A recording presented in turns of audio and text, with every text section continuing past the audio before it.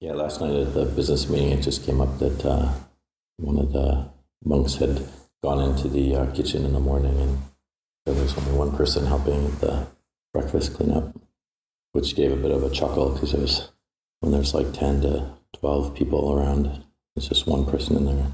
It's a funny thing. So I was going to talk about that, but that's already been talked about.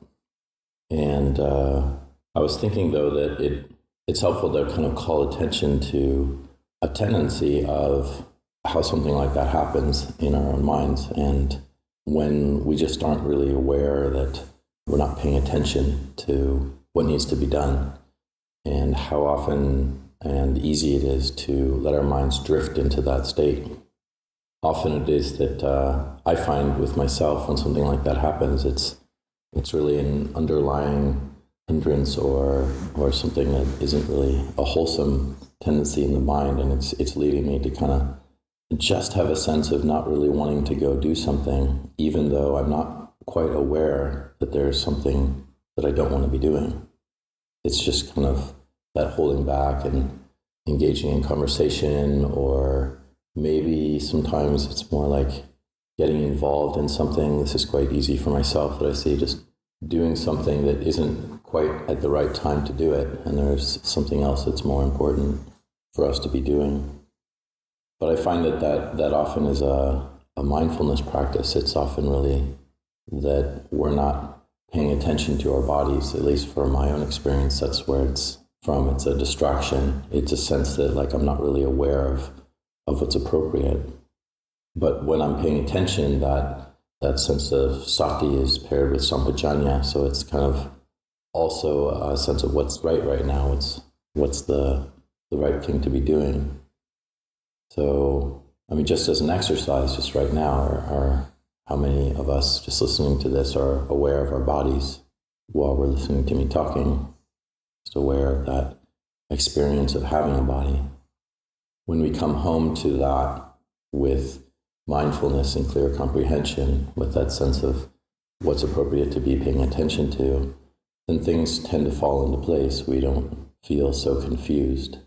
And that's what this is allowing us. It's allowing us to have clarity and not to be kind of just responding to what our usual tendencies are or what our desires are that tend to get us in trouble. So how many times might it be that someone actually comes up to us and says like, oh, we need help with this, or remember, this is the time to be doing that. And at that time, when somebody says it to us, it's almost always that we're just not aware, we're not paying attention. We're not seeing what it is to do. And when we do have that intention to be really coming home to our own bodies and being aware in general, resting in that awareness, then we tend to be very clear. There's not even a sort of a motivation to be distracted by that, because it's usually very pleasant. It's usually an experience that we enjoy. In fact, I think most of us here, if not all of us, are here because we notice that it's just a much more pleasant experience being a human being when we're paying attention and being very clear with what we're doing, and noticing and resting in that awareness.